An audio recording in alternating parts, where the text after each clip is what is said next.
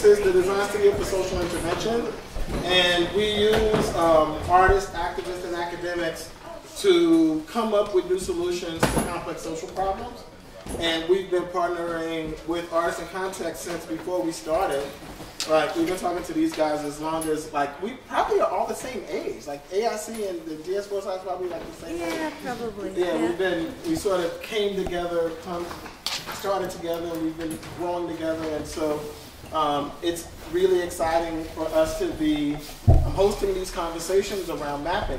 We started these conversations from about two different angles. One was around, we actually started talking about developing methodologies to supply folk who want to think about maps in their activist practice tools. And so we put together some readings and had an initial group here, and then decided we wanted to bring some experts, some mappers that are way further out that we could actually look at and talk to for inspiration and actually think about methodologies with them. And when I was talking to Max, I was like, can we get Catherine? Can we get Catherine in? Because we've been talking about using maps in activist practice for quite a while. And so I'm really excited to have Catherine and her colleague, Dennis, whose book I have somewhere, Everything Sings. And when I first read it, I thought it said Everything Signs. And I was like, everything does sign. And so I bought it, right? Because everything signs as far as I'm concerned. And so you should know that in my head, your book, it says Everything Signs. And that works for me. And so with that, I'm going to turn it over to my partner in crime, Marie, to say more about the artists who we have here and what we're going to get out of the day. Actually, I'm going to say a lot about Kenny. Thank you, Kenny. Really, all I want to say is that we have these two wonderful speakers here tonight, Catherine Ignazio and Dennis Wood, and Catherine's going to start. I think a lot of you know who Catherine is. She's an artist. It's upstairs. We have a film shoot upstairs. She's an artist who lives in Waltham, who uses maps and map metaphors a lot in her work. Not in all of her work, but a lot in her work. And she knows a lot about maps and about the use of maps in art.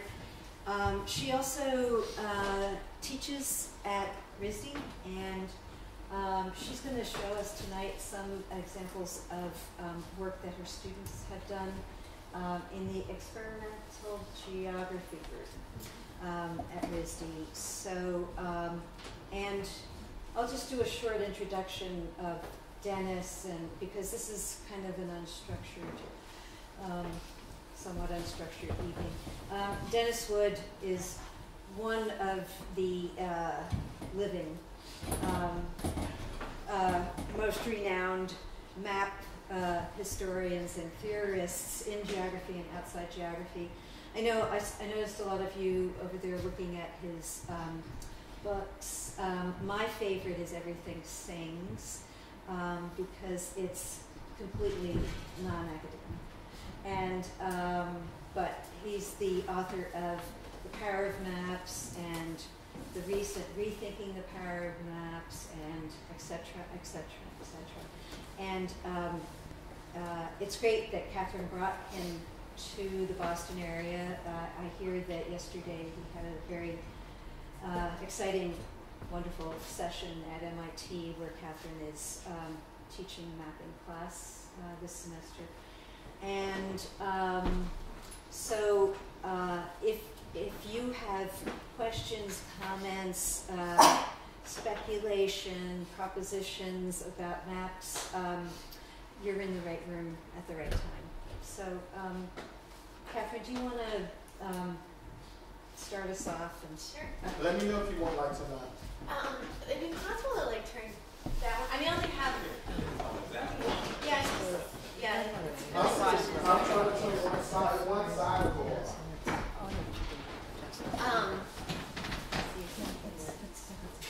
Oh yeah, that's much better.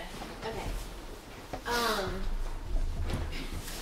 So we're gonna both keep this pretty short because we also just wanted to hear from you all, like, as we understand the event from Artists in Context, you know, it's a little bit structured like their one book clubs, which are much more like interactive discussions rather than these kind of academic presentations. So we just wanted to take a couple of minutes, each of us, and show you some of the things that we're working on in relationship to maps, and then hopefully hear from you guys about your questions about our work, but then also it would be interesting to hear about what brought you here, if there's particular questions or issues that you're wrestling with in relationship to maps, theoretical or practical questions that you have about, like, how can I, you know, like Kenny brought up a question earlier, like mapping the ephemeral, how do we actually get at this idea of mapping affect, for example, and mapping what...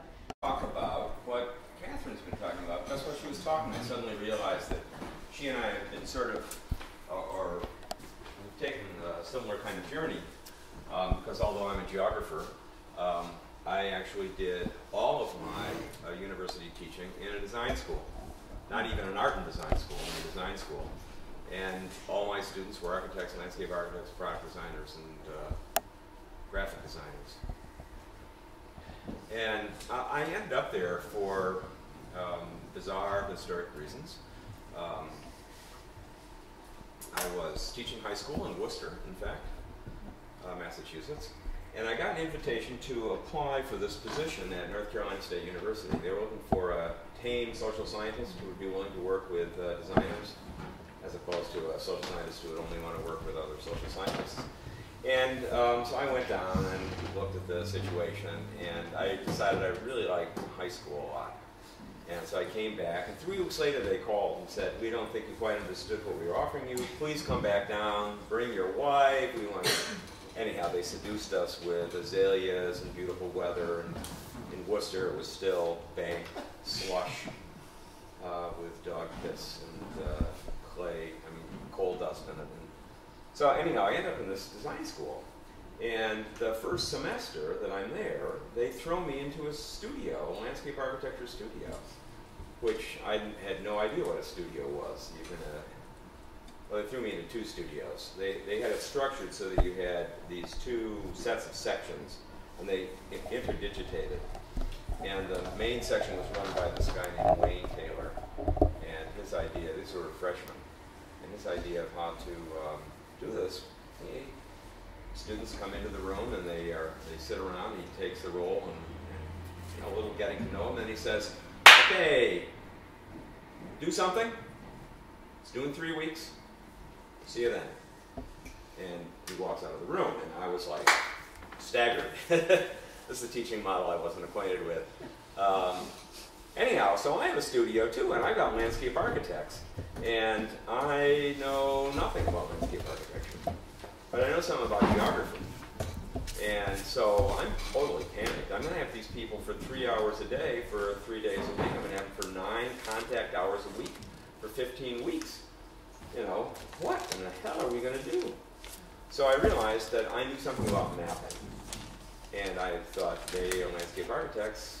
They need to know something about the landscape if they're going to design on it in some way. So maybe we could work out some kind of project where we could use mapping as a way of helping sensitize landscape architecture students to aspects of the environment other than streets, which is pretty much what they were focused on as landscape architects. That's pretty much what they were going to do. We're going to lay out subdivisions, and basically we're going to lay out street patterns. So we looked around, or I looked around, and I realized that North Carolina State was surrounded by interesting neighborhoods, and we could go out and map those neighborhoods. And one of the neighborhoods we mapped, we didn't do this the very first semester, was the neighborhood that I lived in, Boylan Heights. And this Boylan Heights is built in a hill, and the hill is on the right there, and it's got sewers and water mains and gas lines. Those are the sort of underground, and it's got overhead. These are the power lines, the cable vision, and the telephone running over the houses. And so it goes. We can map endless quantities of things in Boylan Heights. You can't even see that one. I can't. So this is an aerial. This is the mansion. Boylan Heights is built, and one of the reasons that this becomes the focus of inquiry is because, well, first of all, I live there. And secondly, it turns out to be a really interesting neighborhood, although I'm sure every neighborhood is just as interesting. But Boylan Heights is built in the hill. Downtown Raleigh is right here. This is Raleigh Central Prison. When this photograph was taken, there was another prison here as well. It's a minimum security institution. This is the maximum security institution where they execute people in North Carolina. This has all been a plantation owned by the Boylan family. And this circle here is sitting on top of the mansion, the plantation mansion that's still there. And gradually, the property was Old Man Boylan, the last Boylan who lived in that house, had been selling off chunks of property. This had been Boylan property. This is Dorothea Dix Hospital. It's the Central State Hospital for the, well, at the time, mentally insane. And that had been Boylan property. When he dies, his heirs inherit this. And to realize, more than that, it's more like this, inherit that. And to realize anything from it, they subdivide it. In fact, they hire a Boston firm, a landscape architecture firm from Boston, Kelsey and Guild. And Kelsey and Guild lays out this neighborhood, and they've got the mansion still here. Pretty much the rest of it is cleared. And then obviously there's some Olmstedian romantic stuff going on in here. This is a neoclassical grid down here, or a classical grid, really. So they lay out this neighborhood, and they put stipulations in the deeds. So if the house is built around the mansion, they have to be, you have to spend at least $3,000 on them. And this is in 1911 money. And they have to be of a certain size. And then this sort of bank here, range here, they can be smaller, and they're $2,500, and then outside of that, there's no limit. So one of the things that happened as the neighborhood came into existence was it sort of replicated the social structure of Raleigh in a way. So there's a lot of small shotgun houses down here, a lot of very pretentious houses up here, and stuff in between there. So it had this really interesting kind of gradient. And it's in it, anyhow, I loved it, because I lived there. Trees, disfigured trees. These are the trees that have had the guts cut out of them by the power company.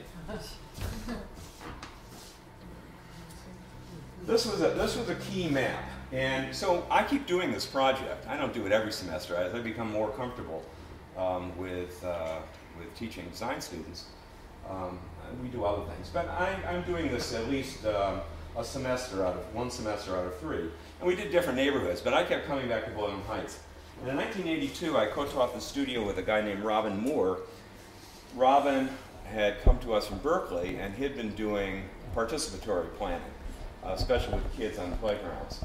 And one of the things we thought we could do with the atlas is we'd make an atlas of a neighborhood, and we'd do it black and white, would reproduce it on Xerox machines, and we could hand it out to everybody in the neighborhood, and it could become this catalyst for something. It would be a way of the neighborhood seeing itself. So we decided to make an atlas, not just a bunch of maps, which is what we've been doing. And making the atlas turned out to be an interesting proposition. One of the kids in the studio decided he would take upon himself the job of coordinating the atlas as a whole, as opposed to going out and doing the individual data collection. He'd try to figure out how the atlas was going to look. And this became a problem for us. This is a map of streetlights. So in the center of each one of these blobs, there is the actual location of that streetlight. But as we talked about mapping streetlights, we began to realize that what we were really talking about was light. We weren't talking about the poles. You know, you could put the poles down, and would you have the streetlights? It wasn't about the streets. It was very, very hard to get these students to get rid of the streets, to get the streets off the map, so they could just start thinking about the pools of light. And this was an iterative process, and this is the end of maybe 7 full-dress maps that originally had the streets on them, and the streets were reduced to a kind of grid, and the grid became abstracted, and it gradually turned into something simpler. And finally, there were just circles. They were just white circles. And I actually realized that I had a pochoir brush at home, and you could use that to make these sort of blobby things. And when we made this map, we all looked at it and said, wow, we've gone someplace that we weren't before. And it became sort of the template for how we wanted to start thinking about the maps we were going to make, and about a kind of phenomenology of being in a neighborhood, and a kind of poetics of cartography that would move the maps way away from the sort of classic geographic guts to someplace else, without losing in any way the quality that would make them a geographic map. So that in the center of those blobs, there really is the real location of the. And once we did that, we began being able to make all sorts of interesting maps. This is the only map of streets in the atlas, and it's literally a map of streets. We went out and measured the streets. We discovered that the city maps standardize the streets, and the streets aren't the same width. They have all sorts of irregulars. We went out and measured the actual streets. This, by the way, is the downtown Raleigh grid from 1798, and this is the Boyle Heights grid. You can see the transformation that takes place from the 18th to the late 19th century. So this is a map of all the street signs in the neighborhood. All we did was draw all the individual street signs, and you can't see these in this reproduction, but I don't know where the atlas is. It's on that table. We should be passing that around. So that's a stop sign, that's a stop sign, that's a stop sign. And you look at a map like this, and you realize something very interesting about signs. You realize, well, all the signs are clustered. In fact, we'll see this in this next image right here. That's probably pretty hard to see too, but these are cop calls, and these are traffic accident calls. So what we see is these clusters. Here's how this road system worked at the time. Downtown Raleigh and suburbs, Cary in particular. So traffic is one way through, out of town, through this street, and it comes into town this way, turks up here, it comes down like that. So at this point here, with this traffic sweeping up this hill and then having to make a right, a lot of traffic calls. Later on, they moved this one way, became one way coming out here and then doing that. And again, a lot of calls. And you realize that these street signs are for people passing through the neighborhood. You know, they're about the relationship of the neighborhood to the world in some way. That's stranger information. You know, everybody else knows where you can park and where you can't park, and which is one way and which isn't one way, and so forth and so on. And here's a street, for example. Doesn't have much traffic on it. Has very few signs. So you began to learn all kinds of strange things as you carry out these mapping processes. This is the map of the postman's route as he walks the neighborhood to deliver the mail.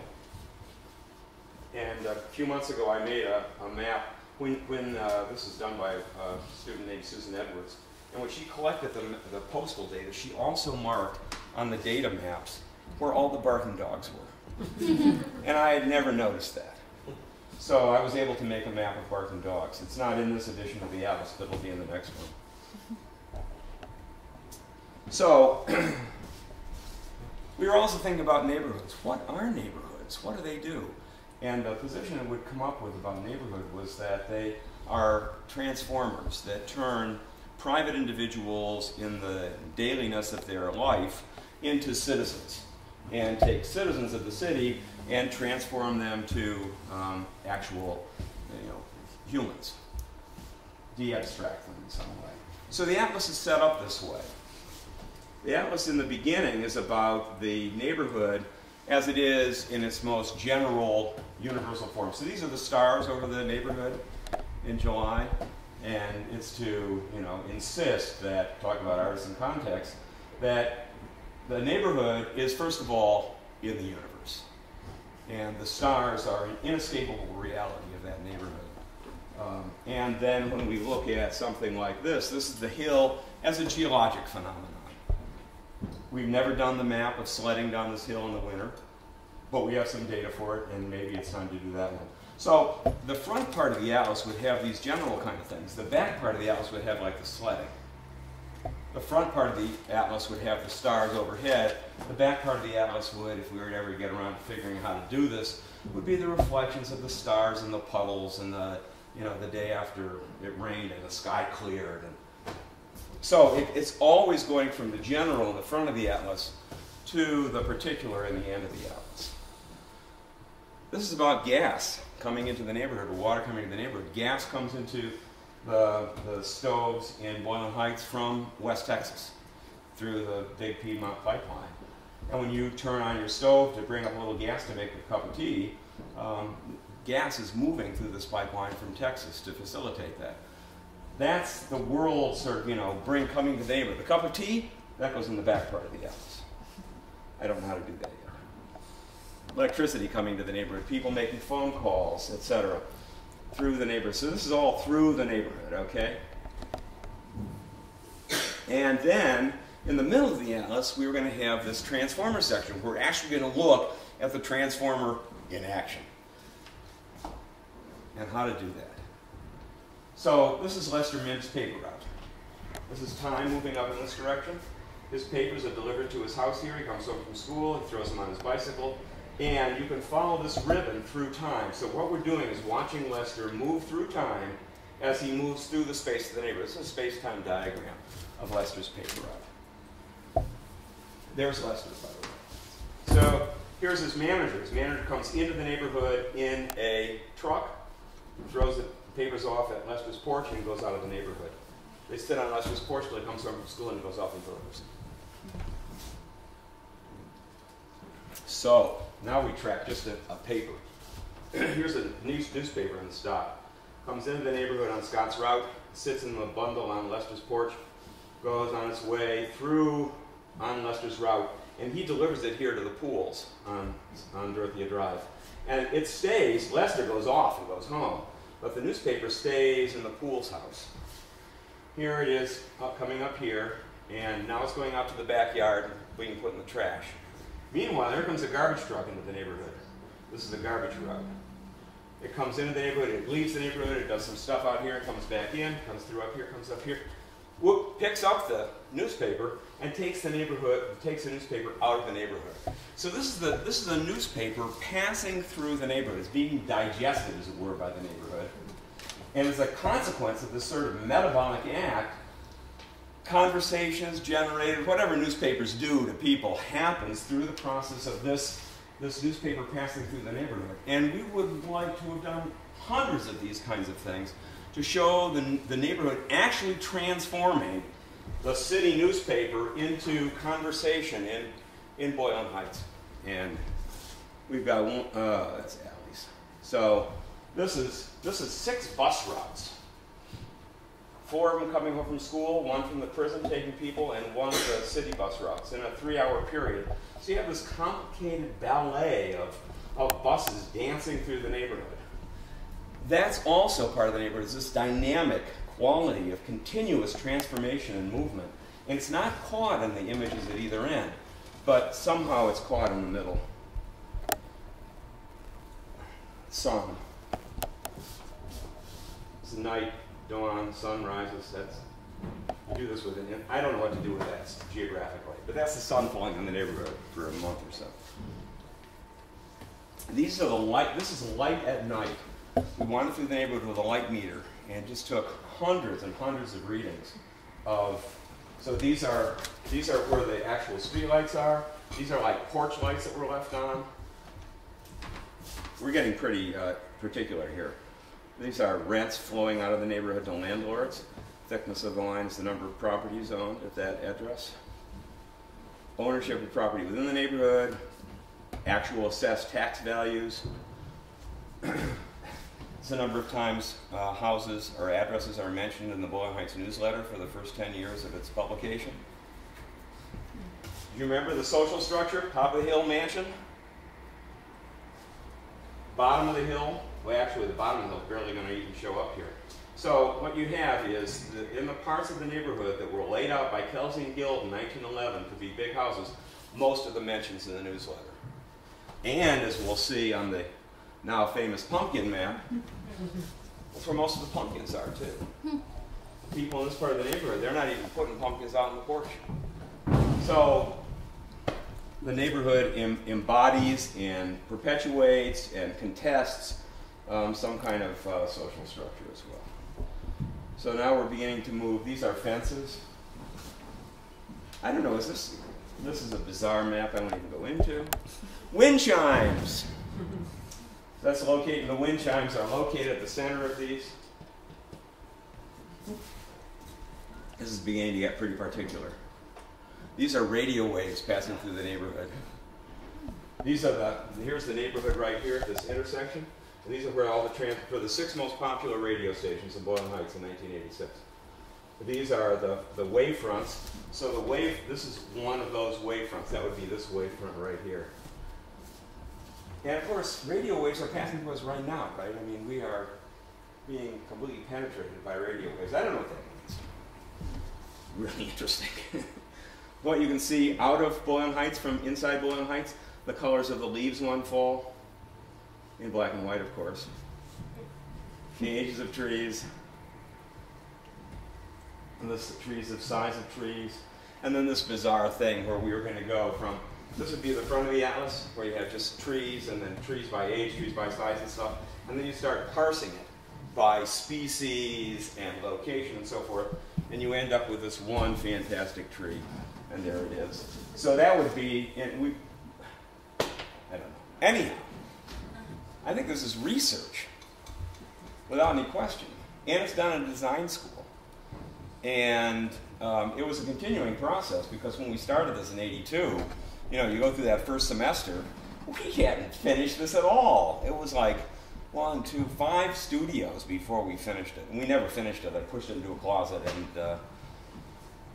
and forgot about it in 1986. And Ira Glass called it out of the closet when he interviewed me on This American Life.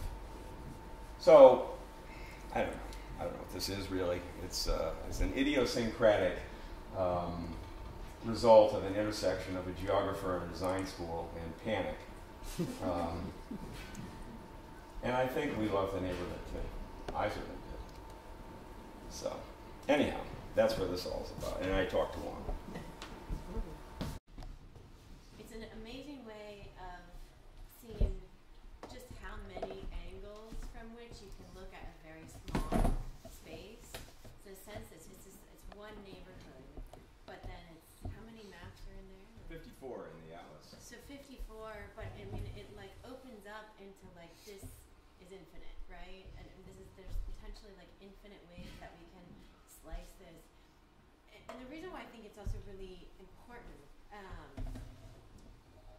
and why I think it's important that artists are engaged with landscape right now, is that in a sense this is treating landscape as data, right? This is taking artists and designers out and turning them into these data collectors and then kind of representing that data in some way. And so I think there's a real need for that right now in a world where everything is becoming data, right? Where Google has, Googleized the entire world. So the same thing that Google has done sort of to the internet is what Google is now doing to public space. So if you imagine, being able to walk through our public spaces and being advertised to in the same way that we're advertised to online. These are all things that are being built up right now, and the landscape, in a sense, is being sliced and diced continuously along these different lines of data. And so it feels like a very urgent time, in a way, for artists and designers to be engaged with landscape as data, and which we might call this process of mapping. You mean to counter that, or to sell their product better? Either way, I don't know. I mean, I'm sure we'll end up selling their product better too. And I'm not saying Google's evil, quite yet, but I think it's important to be present there. There are already so many mashups. Just take the Google Maps as the base layer, and then just apply your own data points. And you see it all the time, right? This type of data could fit in there, not as, but it could fit in there with just data points, just like Excel.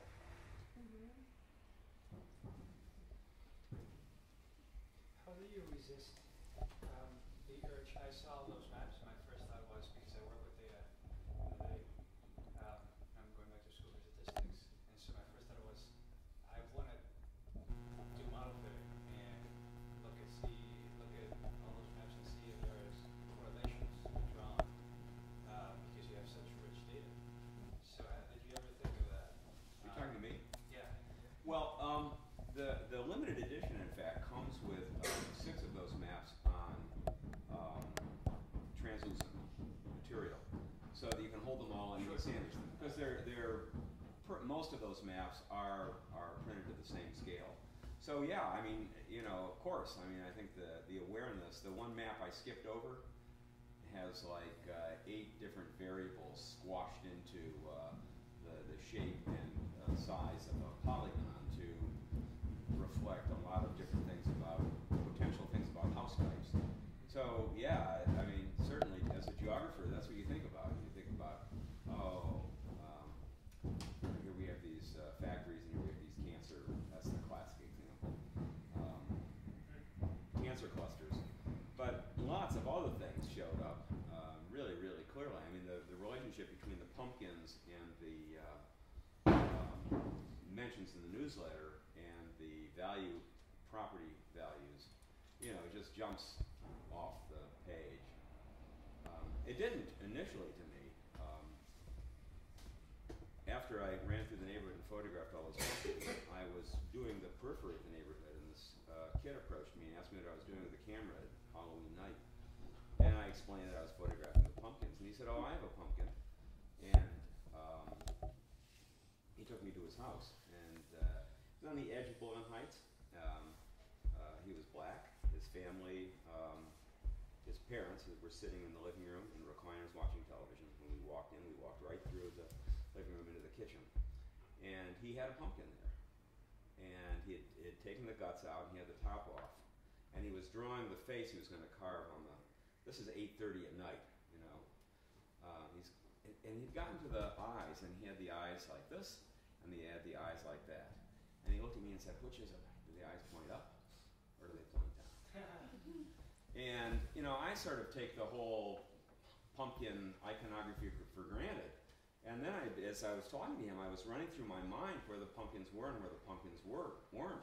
And I was realizing that in the poor part of Boylan Heights, which was largely white, there weren't any pumpkins on the porch. That somehow this is a big deal. You have to think about getting the pumpkin, and if you've got kids, it's about costumes. There's a big capital involvement, Halloween involved. You've got to buy the candy, you've got to be, you know, willing to give it away, and so forth and so on. And I realized that this isn't some kind of universal holiday thing. This is a class-based activity. And that's when I, you know, immediately started plotting this out on the map and plotting it against those other things. And I'm like, oh my God. You know, below a certain income level, they're not doing Halloween. So yeah, I think the correlations are you know, at the heart of this. But you really do have to collect a lot of data. Because I think as a researcher, the thing about looking for stuff is you don't know what you're looking for when you're diving into a problem. So you have to try to collect everything you can possibly think of in the hopes that you're collecting sort of the right things. And then maybe they'll teach you how to ask other questions and you can go out and collect some more. But yeah, I mean, sure, you could throw it into a spreadsheet and begin to manipulate this stuff in very wild kinds of ways. Although, what do you do with those pumpkin faces? You know, how do you catch those? Because I'm sure they're filled with significance as well. Speaking of Google Maps, I mean, with Street View, that kind of brings, like you were saying, from the abstract overhead view down to street level, right? Like, right at your front door. There's also another project, and I don't remember who started it, maybe Google bought them out, to actually go into businesses. So they would come in with a camera and take pictures of the entire interior so you can map out the insides. And the menu. Yeah, right, there's menus as well. So, I mean, it's getting even more pervasive, right? And they're going on hiking trails and stuff like that too. They've built like a Google trail cart thing that can go on hiking trails now and capture the nature. So nature's going in the database. So as far as I know, I mean, I know that they do two things when they do these Street View. They do the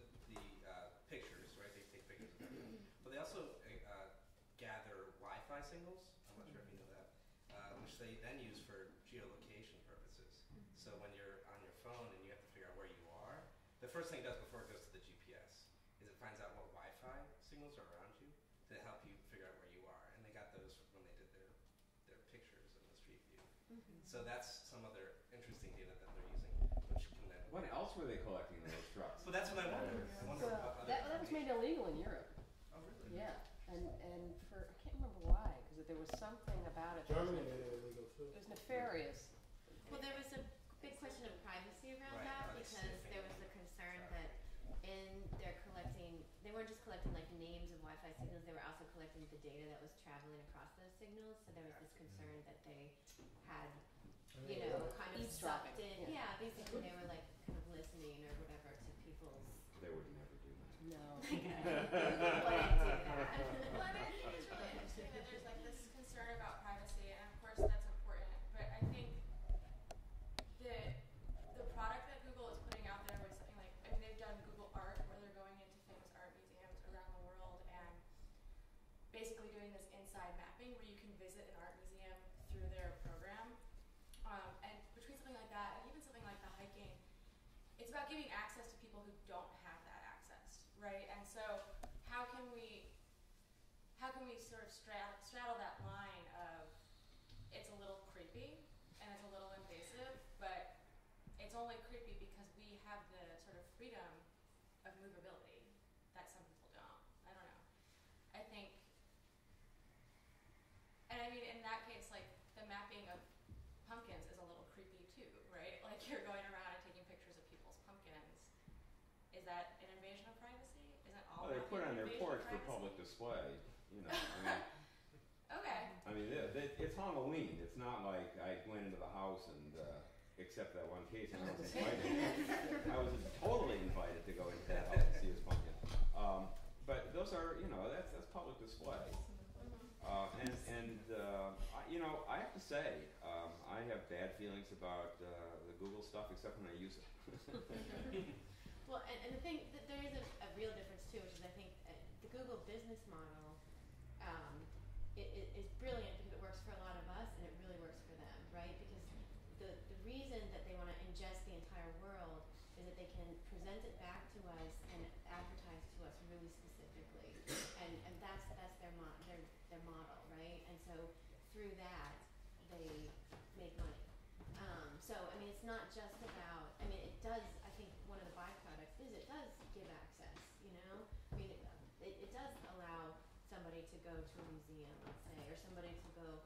Definitely use Street View for various projects, which are looking on the ground. What does this place actually kind of look like? I want to get a sense of it. It's an incredible tool. I mean, Google makes amazing stuff, right? But I think it's important to remember that there's a really successful new economy business model behind that as well, which is based on giving stuff away for free, and then selling our attention and selling our sort of eyeballs and selling the whole data footprint that we leave as we travel around the internet and increasingly the physical world as well,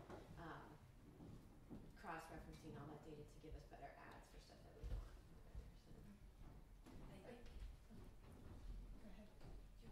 So I just wonder if this GPS locating, what happened to getting lost?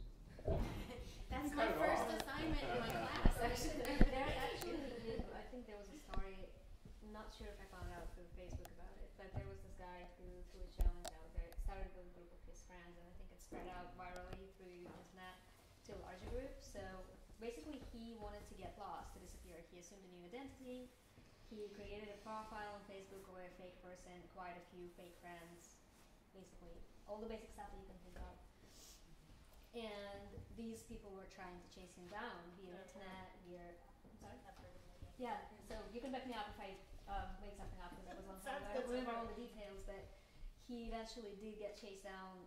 He, I think, attributed it to just being tired of being constantly on the lookout and not doing the right thing, like, paying with cash versus paying by credit card. So I think that probably cost him. You wanted to get off the grid completely. I feel like this was like some kind of reality show or contest or something. Like there was some. I don't. It may have been. My memory of this was Yeah. that it was not just like an artist. Editor of doing something ulterior motive to the process. But he wanted to disappear. Yeah. Yeah. And that's different from being lost. Being lost is a kind of different, like, where are you located, and then you suddenly don't know. Right. And it's always so interesting because it's a big challenge to, as opposed to some people it's an adventure and some people it's such a challenge. And it depends on the circumstances, but there's so many things that reveal themselves when you're lost. Well, things reveal, things about how you approach the world reveal themselves, and really how you Yeah. travel around and travel about it. And when you lose the connection to those, more first world devices, that you start to create this either other type of navigating, or you create this fear system that builds itself up, and like how people are kind of broken down when they get away from that. Yeah. If people are interested, I have a great reading for that. Actually, it's an essay by a guy named Franco Secla. It's called "Getting Lost," and it talks about just getting lost across different cultures and different cultural meanings of lost and things like that. And this is like the first thing in the class that I assign the students to do, and they all fail at it. I mean, I don't fail them, but they all get lost. What are some of the methods that they people come have up with? tried lots of different methods. I mean, a lot of them will like just get on a bus and try to just kind of ride it, or they'll close their eyes on the bus and try not to pay attention to the signs. Getting on T, so using various kinds of transport. Sometimes they'll develop sort of algorithms and ways of either driving or walking.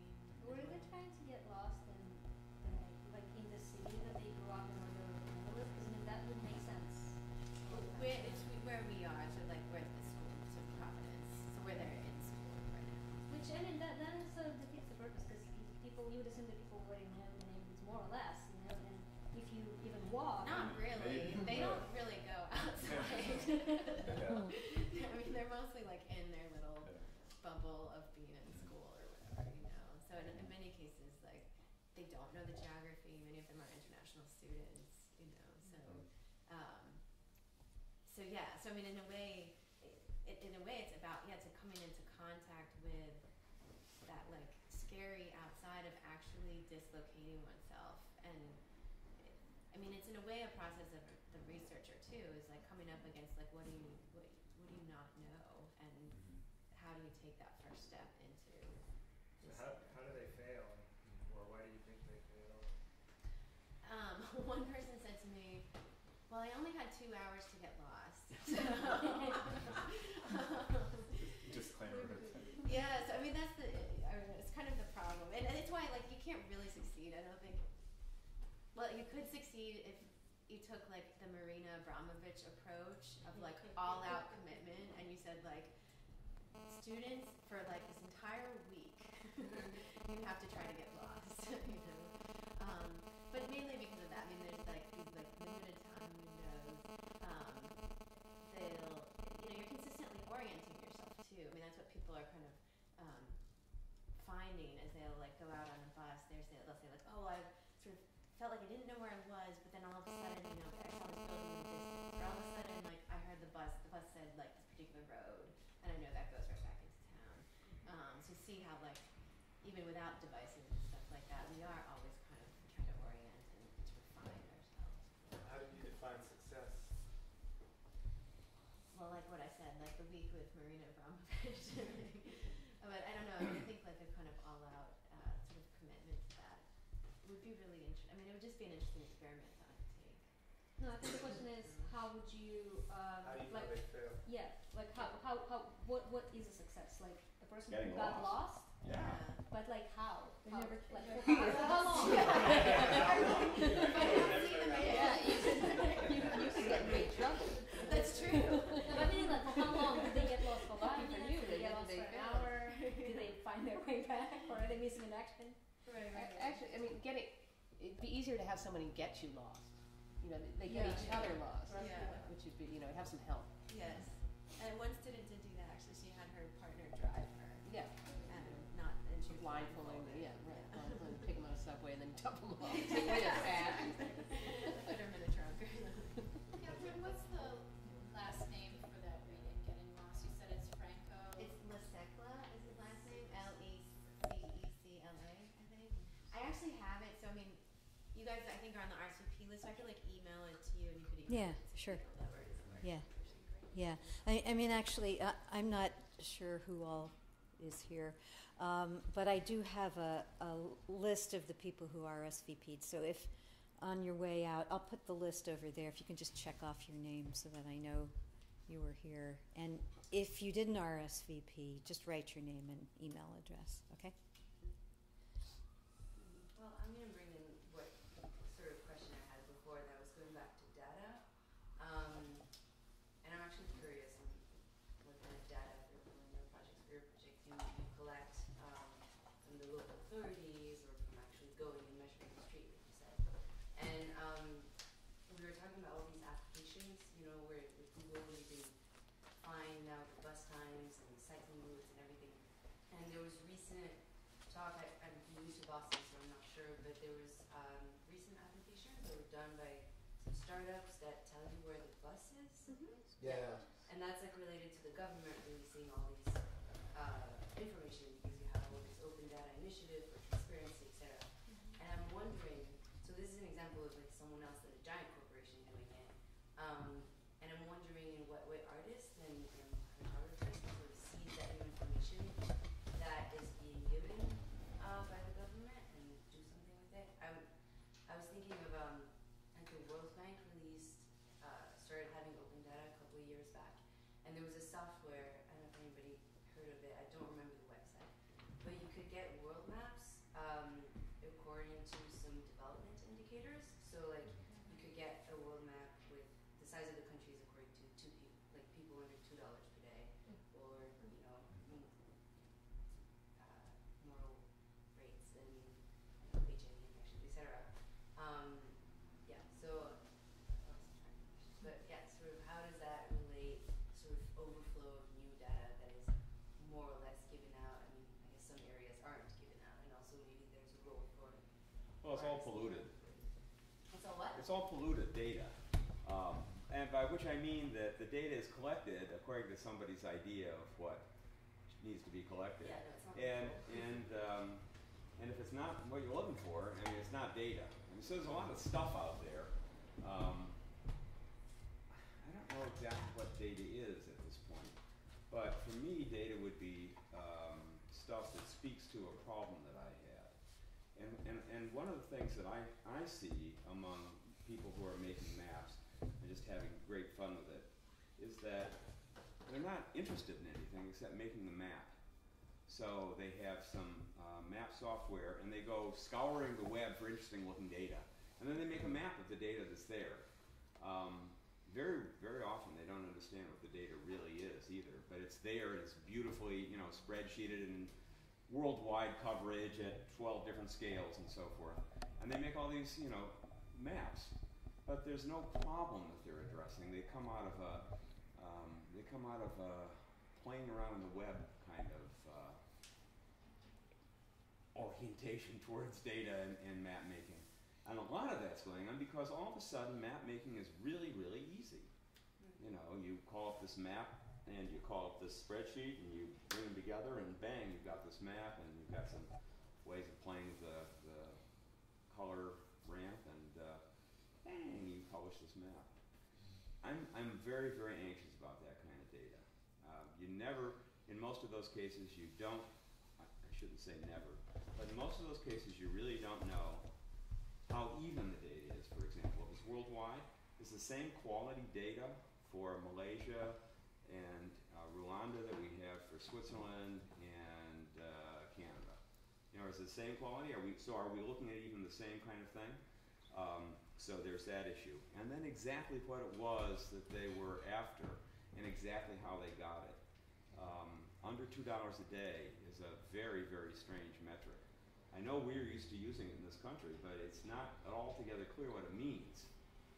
You go to non-monetized economies where people are eating fine, and you know it's definitely under $2 a day, but it certainly turns out not to be a health measure. So I mean, you can run down these long lists of problems with those kinds of data that we're displaying right and left, and we're doing wonderful things with them. We're doing cartograms instead of choreographs and stuff, and just very, very.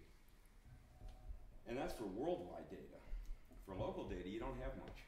But isn't it being released more and more though? Like, yeah, that's what I'm wondering is whether now you have more that you sort of play around with. Like you're looking for data and then all of a sudden you have, I don't know, really updated data on police stations and with really much more. Let me look at the power line issue, that map of the overhead lines.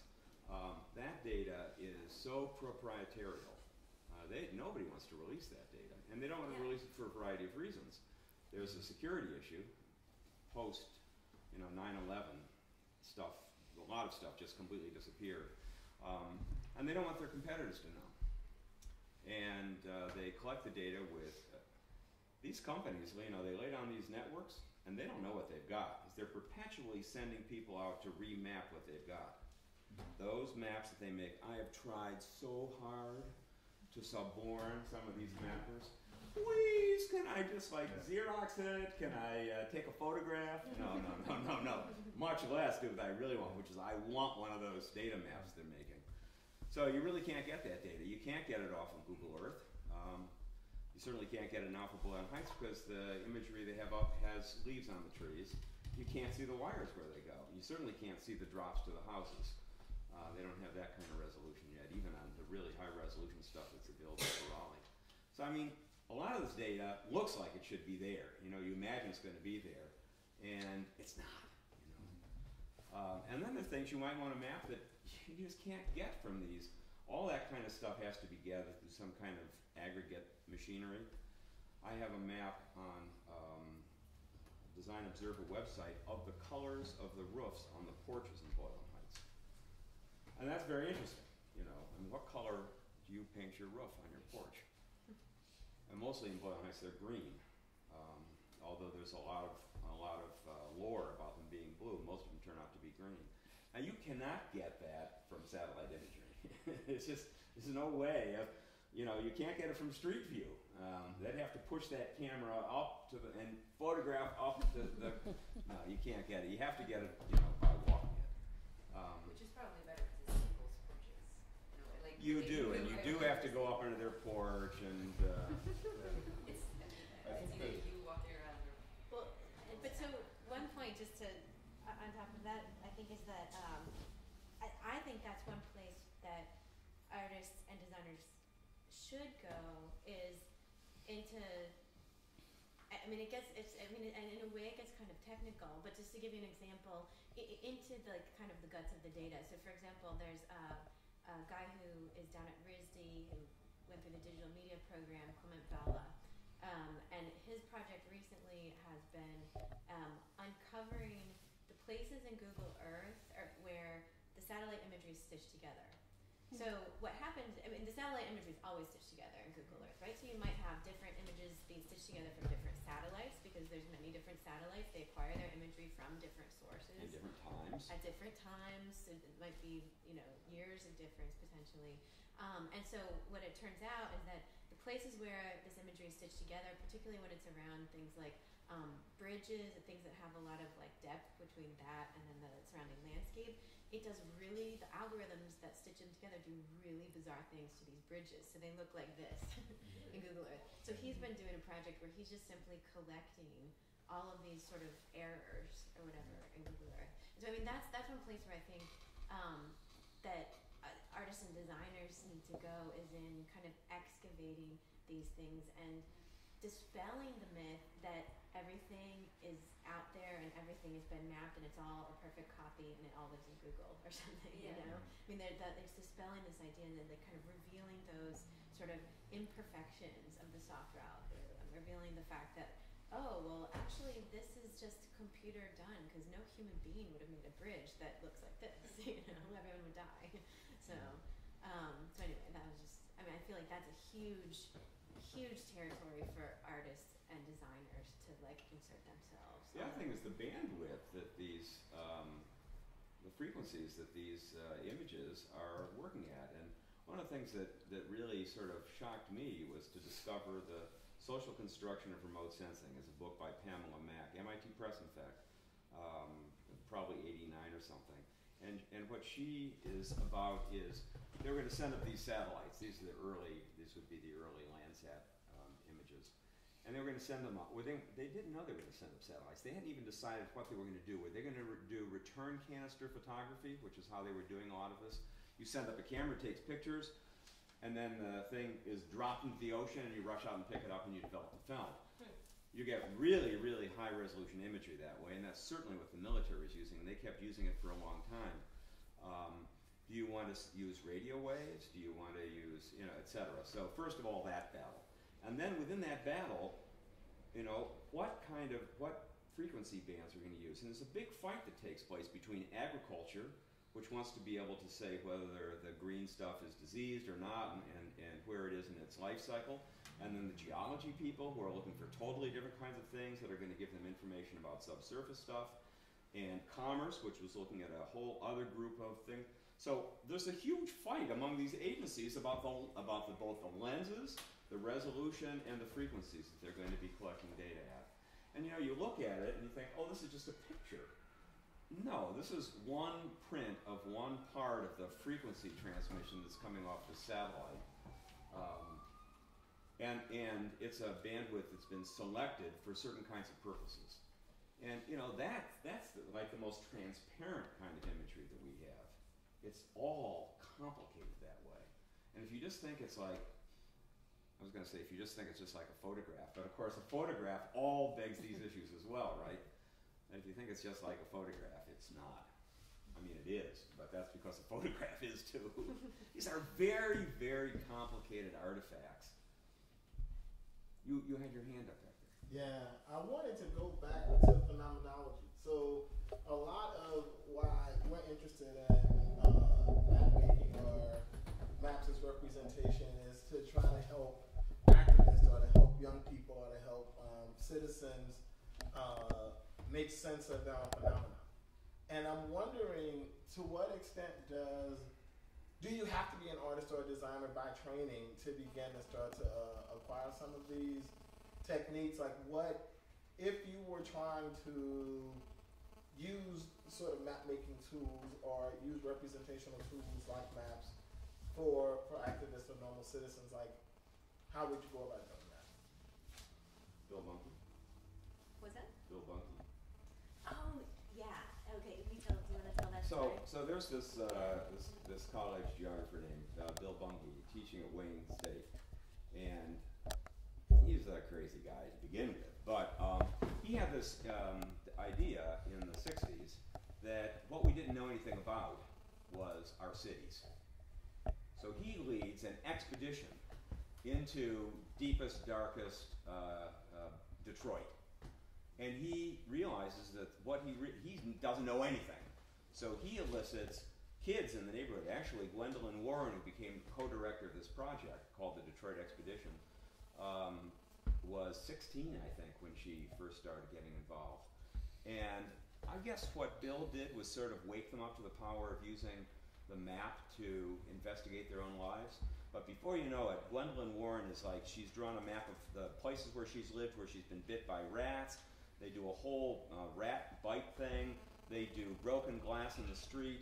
They do this incendiary map where white commuters kill black kids as the commuters are going back and forth to work. And she writes about how she had to collect this data, because this data wasn't just lying out there. She had to use, as she says, political pull to get access to these records, and then they had to use political pull once they got the records to get the records unpacked so that they could find out what time of day it was that this accident took place. And she's not talking about accidents after a while. She's seeing them as flat-out murders. Anyhow, they produced, in the end, there's a book called Fitzgerald. The Detroit Expedition produced 5 field reports filled with stuff like this, and then the expeditions, they did other expeditions in Toronto, in Windsor, and other expeditions were established. These were run, in the end, by the residents who realized, wow, we can map all sorts of stuff, and we can make cases. And they made a huge case. They made a huge impact when they contested the redistricting that the Detroit School Board was suggesting. And they've got their experts up there with their maps showing things.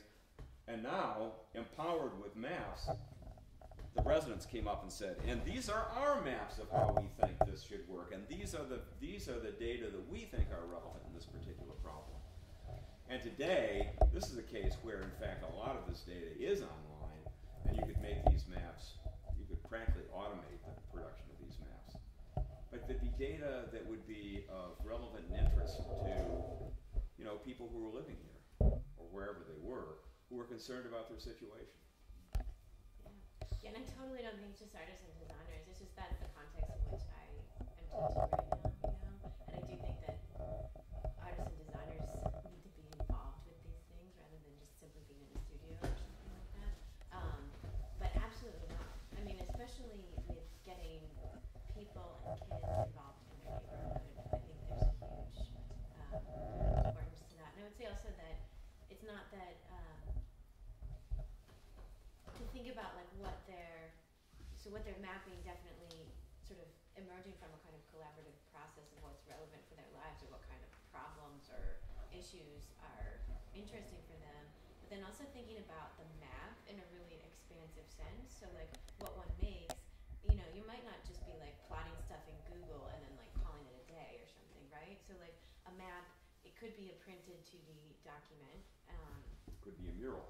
It could be a mural. It could be a series of targeted geographic plantings or something like that. It could be a parade that goes to particular locations. It could be a potluck dinner, you know. But like all of these like kind of forms might emerge from a process of mapping and data collection about the neighborhood. But being like thinking of it in a really expansive way in terms of what might result from the process. I mean, that's kind of what I talk about in that article too, is that, you know, a lot of artists right now are engaging with a process of mapping, but what they make doesn't look at all like a map, you know, but it's very sort of geographically oriented and geographically driven, and coming from this idea of like collecting data and research, but then it kind of takes this other form of publication. And so that's where things might get really exciting. I do think it's essential too to focus in these kinds of jobs on the quality of the data, making sure the locations are right, getting that basal structure as strongly as you can, because the stronger that is, the easier it is to do really interesting, apparently off the wall kinds of things off of that. But you've always got this locative base. These are places where these kinds of things really aren't happening. It's not sort of around here. This is where it's happening, and this is where it's happening, and this is where it's happening. And if you don't get those right, you know, you sort of like opening yourself to doubters and attackers and so forth and so on, which is, you know, uncomfortable to say the least. Can I piggyback on that for a question? So I've been working with youth in Lawrence, Mass, and trying to figure out ways that through mapping, students can really take ownership of their city, like a city that constantly tells them that the city sucks. And I'm having a really hard time getting students to think outside of streets. I think you mentioned that. It's very hard. And yes, a lot of them are younger and it's a little bit more abstract to think poetically, but I don't know if any of you have had experience working with sort of elementary age students to get away from just like, I live on a street that's part of another street. I don't know. Anything would help. Are these lower elementary or? I've been working with 1st and 2nd graders and then 6th and 8th graders. Wow. Christopher Alexander is kind of interesting and does interesting work as an architect and planner, and he you know, it also has similar to your outline. It starts with the general and it moves all the way down to the specific. And one of the patterns that he talks about that is building in a secret space in every house, like a spot where, you know, and every kid will find that spot. I know I did. It was under the stairs and behind my mother's coats. There was a little door. It was the space under the stair, you know, that no one else knew about. Well, of course they knew, but you know, they'd never go there. Yeah, and a lot of spaces, a lot of houses nowadays don't have anything like that. It's all like open, which is kind of awful. But kids will find those spaces, you know, and if they could map that, you know, like, and I also I had places out in the bushes, you know, where the forsythia bushes would cover over. It was a tunnel. And it made this whole kind of system tunnel system. You know. You still let kids go find things now? Well, I know I wouldn't let mine, but Yeah, scale matters a lot when you're dealing with younger kids. You know, the world's pretty abstract at that point.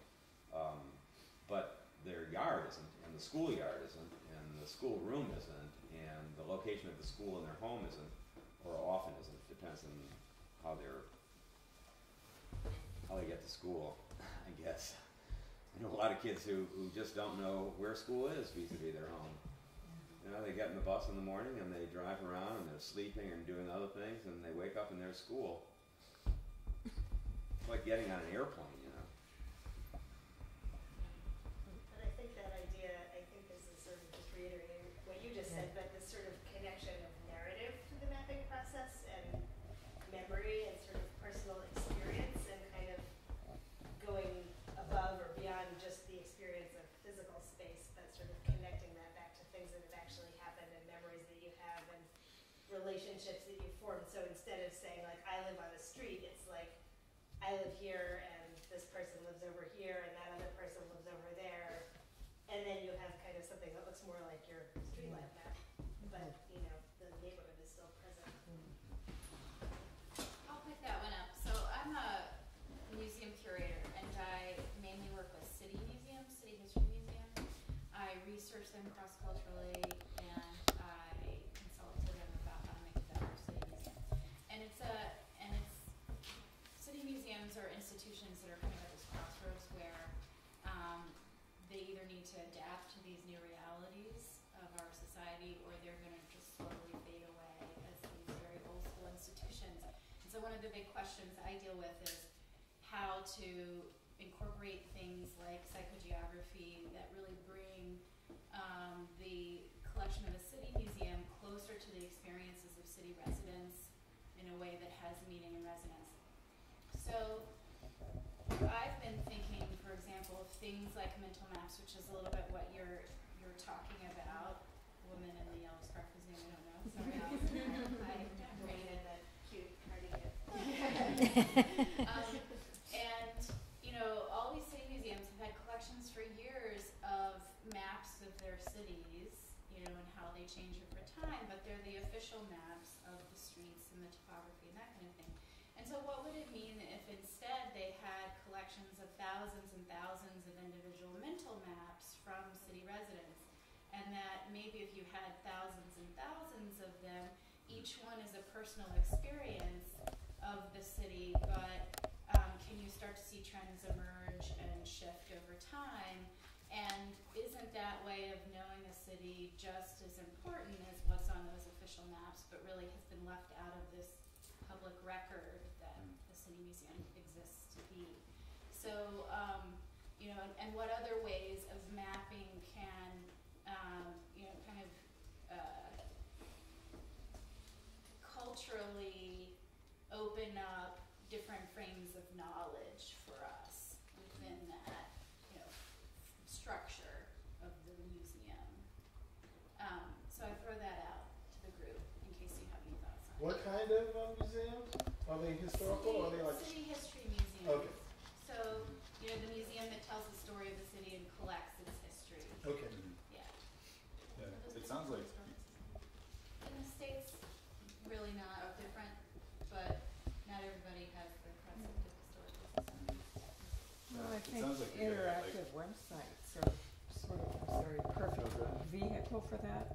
You know, where you could have addresses, and then people would link on all the different stories collected at one specific site. And there are some cities that are doing that kind of work. I was just going to say, it sounds like much more of an oral history documentation, and how you get that into a visual form for people to connect to a little easier. You know, like when you talk about, and that's the most interesting thing to me about maps in general, is how they're really only a snapshot, and they're one person's snapshot, you know, or they're a group snapshot of like this one lens of looking at something. And as you see with, what I'm sure you see with your museum work, is that cities they're very malleable things. I mean, they shift and change, and it's not just the people that are shifting and changing, it's the land and the water and the social dynamics and the economic, everything really is all moving. And so, yeah, how you get at something that's much more easier for people to connect to in like a historical sense, where you can take record of oral histories as almost like a unique place. You know, you'll have stories of, I don't know, like just any kind of personal history stuff, but when you get at how those oral histories are connected to place, and how they're connected to a place that's always in turmoil, you know, or always moving, changing, and shifting. It's just, I don't really have an answer for that, but it's more like how you get the oral history visualized, you know. That's one thing I was thinking about when I was looking at the work that you did. What was the hill called again? Boylan Heights. Boylan Heights. Was that it's like spatially very interesting, but I was interested in temporally how it shifts, right, over time, because that's now 30 years ago that you started that project. Yeah, and not only that, the neighborhood's been around since 1911. So and of course, it had a history that went way back before that. Right. And, I don't know if you're familiar with like some local stuff that's happening here. I live in Jamaica Plain, and there's this talk. I mean, like JP typically is, you know, everything is a big deal. They're tearing down a bridge, and this bridge is a commuter bridge. That's Highway 203 that links basically commuters from outside the city to the city.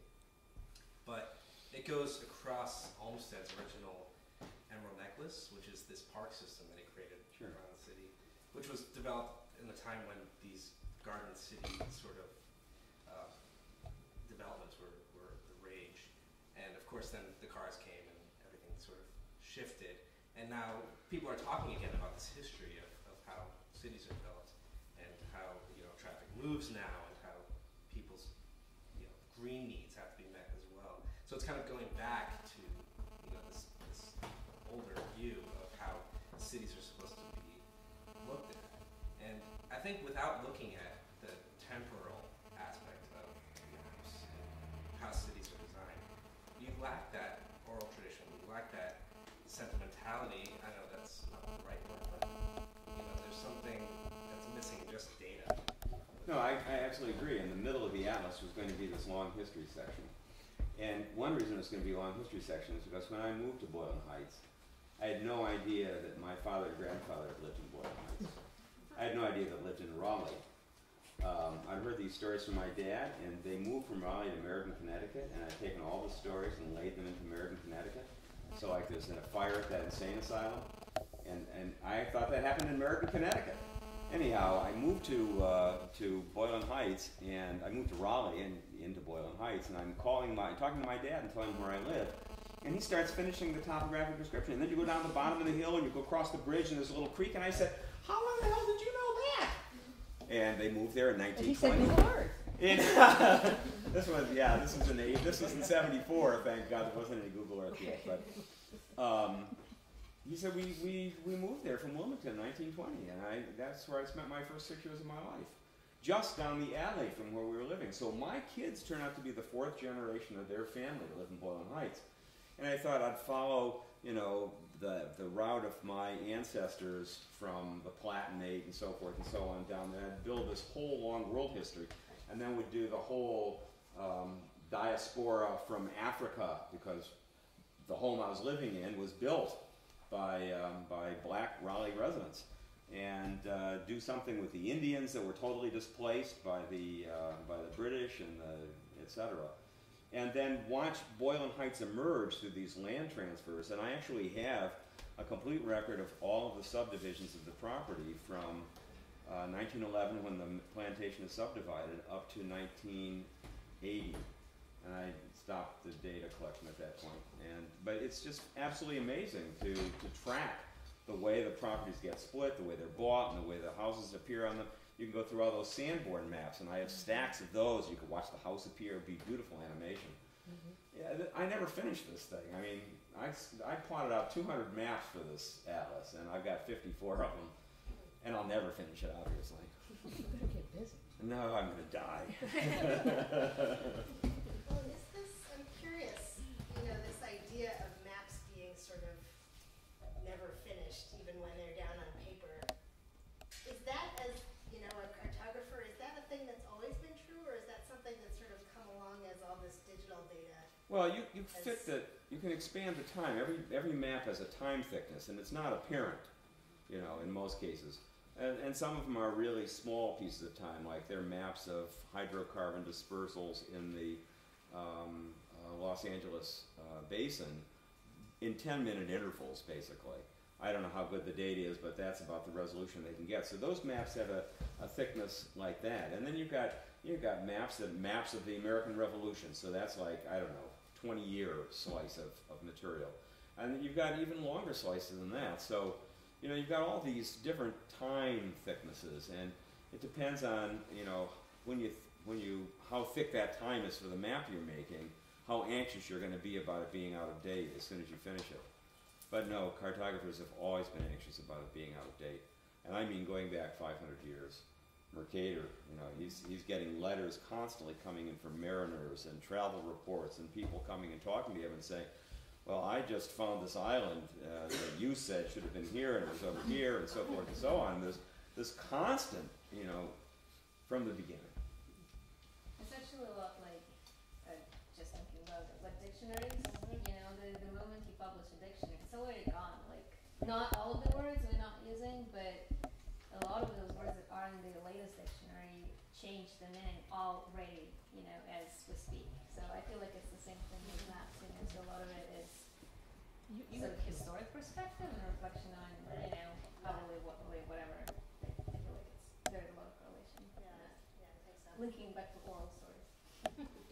You were talking about the neighborhood digesting newspapers, and I know, of course, you're just talking about metaphor, you know. Oh, I'm not so sure. Because in that case, yeah. Yeah, sort of, yeah. But I mean, these are obviously, if you animate this kind of thing and you get a thick time map, you know, and you see it really come alive. I mean, and you really look at it like a biologist would, as an organism. Absolutely. And I'm wondering, I mean, I think that's where we're headed, and that's how we have to start thinking about things. And that's what the technology is allowing us to do, which is to study these things as living organisms. Yeah, and it is. And taking ourselves as not like the origin point of a Cartesian map. You know, we're not ground zero, in other words, of how it all works. You know, none of us seem to really control what goes on. Okay, I want to read you a brief passage from everything saying wherever it's gone. It's right there. Oh, I put it in my bag. How did that happen? Yeah, because Nobody steal the stuff.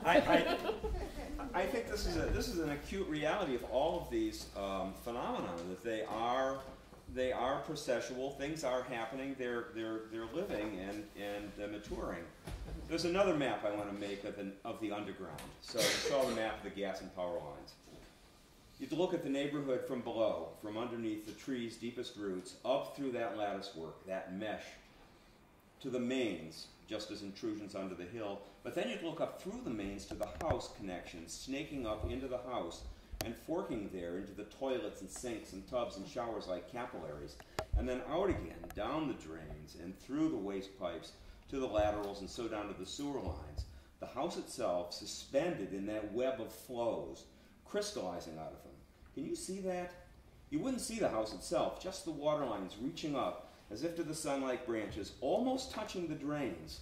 In the gap between, you, standing in the shower, the water shooting up from the underground, fountaining from the shower head around you, cascading to the floor, pooling to the drain, and so down, down, down, you suspended in that gap, in that space, in that fountain.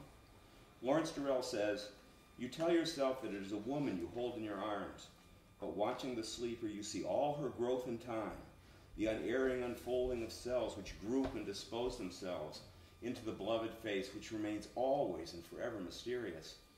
And if, as biology tells us, every single cell in our body is replaced every 7 years by another, at the most I hold in my arms something like a fountain of flesh, continuously playing, and in my mind a rainbow of dust, which is all the neighborhood is, a fountain of flesh and shingles and concrete and 2x4s and trees and asphalt and iron pipes and starlight and the leaf light cast on the shadows, cast on the sidewalks in the summer's night.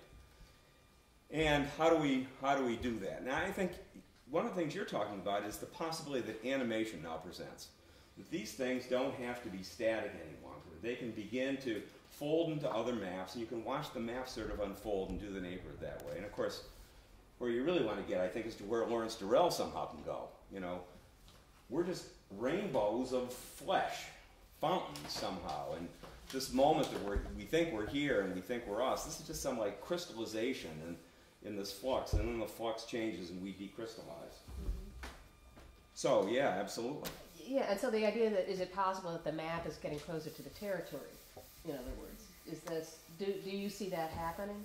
I mean, Michel Serres says that he sees that happening. I'm writing about that right now, and I think there's something to it. I mean, I don't want to get overly excited about it because there's so much downside, I think, too, about mapping.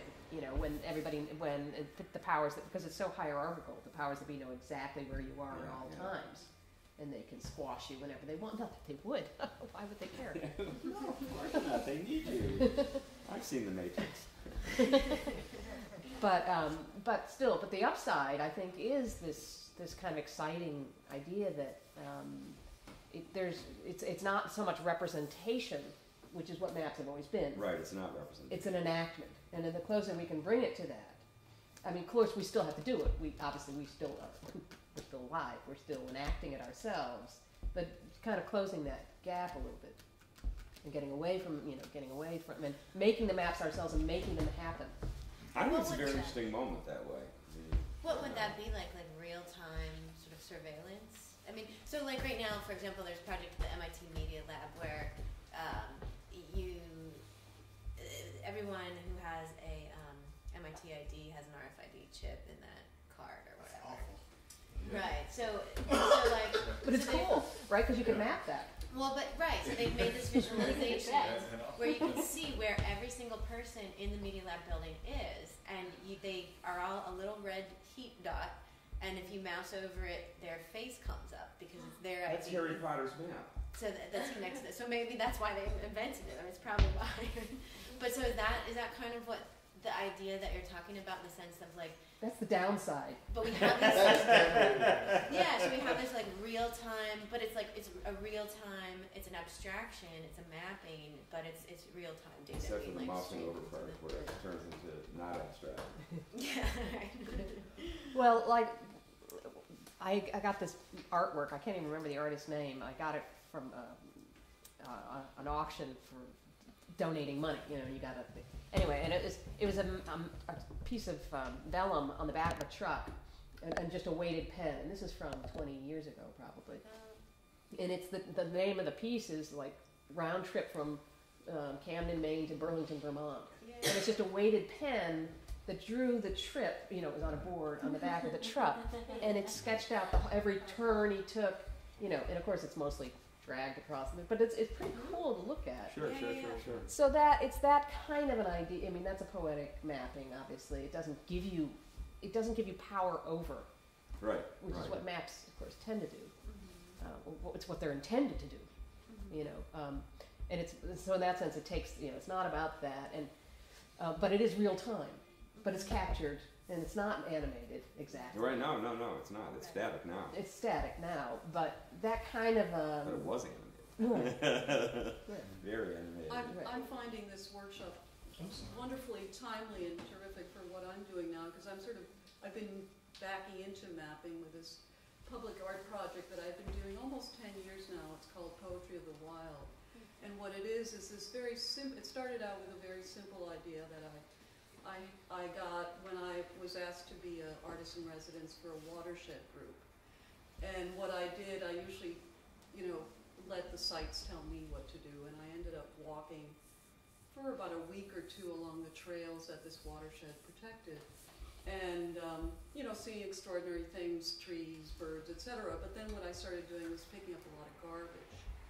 And, as I walked these amazing trails, I started thinking, how do I turn these slobs into poets? This kept sort of going through my head. And then I also started seeing during these walks a lot of birdhouses that either DDM or private owners would put up. And I started thinking, well, that's the nice human gesture we make towards the wild. you know, sometimes it doesn't work, birds don't really care sometimes, but anyhow, so eventually this idea became poetry box. I ended up putting natural poems about sites into these boxes that were almost birdhouse shaped, but I didn't make them all. I had citizens and all kinds of people help me. And then, in a very kind of last minute thing, we mapped where these things were so the public could go out and find them. So always when I've done these projects, the mapping is at the end, and it's sort of the graphic kind of just, last minute thing. And over time, what's happened is the poems have become poems from local poets who really know the land. So it's the local voice who really sees that landscape. And then these boxes always have journals for the public to write in. And now this time, I'm doing it in London, and it gets a lot of partners, all kinds of people working in. We have an audio phone tour, which for me is a big 21st century step. And of course, there's the, GPS. And I realized, I've got a real map this time, and I've got to use that. So what I'm hearing tonight is just been really great to kind of feed that overlay, and I just sort of, so anyhow. You may want to look at the work of Terry Reed if you don't know it. What is the last name? Her last name is Reed, but it's R-U-E-D. R-U-E-D, but you say it Reed. But I think it would be really, really interesting for you for what you're working on. So she does like GPS sort of soundscapes. So you would like wear headphones and carry some GPS device, and then as you're walking, sort of like, do you know Gina Cardiff's work? Sort of like that, where it's the person who participates in the work is like walking with the GPS device. You have headphones, but you're in like the real world. And for her, you don't necessarily go on a particular tour, but you just kind of explore a space that she's overlaid sound on with GPS. And so as you kind of traverse, like you could cross the border that she herself has designed or whatever, or it might follow one in the landscape, you would pass from one kind of sound into another sound. And but so you have to wear. You have to wear because it's the audio. And you have to pick these up somewhere. Right. So there's that order. Yeah, and so that's, from my mind, it's like I've often wanted to have my students experience her work. She did a really awesome piece out on the Harbor Islands here in Boston, but like you would have to fly her in and like host her for a week to have her do that. Unfortunately, because you need like all these devices and things. That's just augmented reality, right? And that's basically, and so, but I think and especially now, I think you could do it in a lower key way. And I'm not saying that you should do this either, but I'm just saying for this sort of like inspiration for how one might overlay this kind of like narratives, poetry, audio on people's landscape in this way, and have people still overlay. There's also a really great exhibition at MoMA called Talk to Me. Yeah. That works with some of those ideas. So I don't know if there's a catalog. There really should have been one. So I would look into that, or even look into some of the artists that work on that project. Yeah. The website's pretty easy for that show. We're now at a little past 9 o'clock, and Excuse me. And Dennis just punched me. And Dennis just punched She said she wanted to go home. She's got a babysitter holding kids, and we need to go pick up her kids. Yeah. But maybe if there's one or two other This guy's been trying to get comments. in on that. Okay. Must be the body language.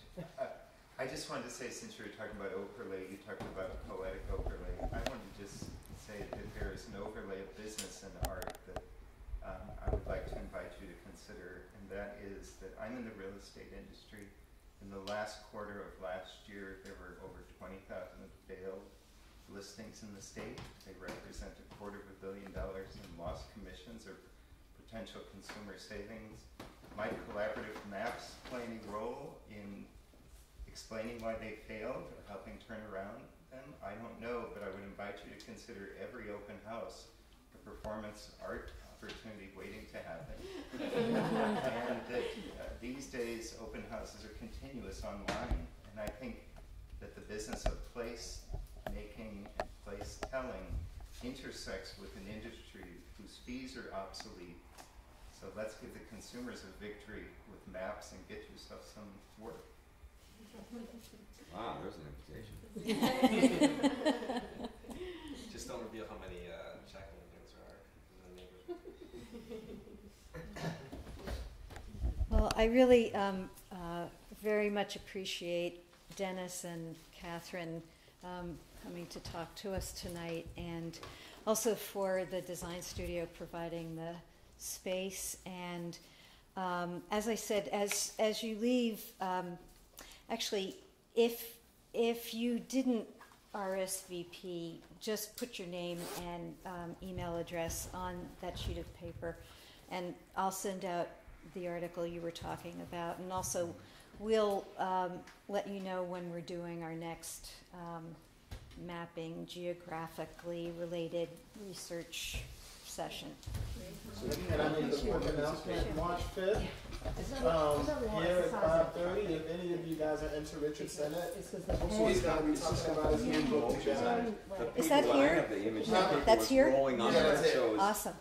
Would you? okay, gotcha. So it's just drawing this. And weighted. Yeah, yeah. Oh, that sounds fantastic. Yeah, yeah, that's-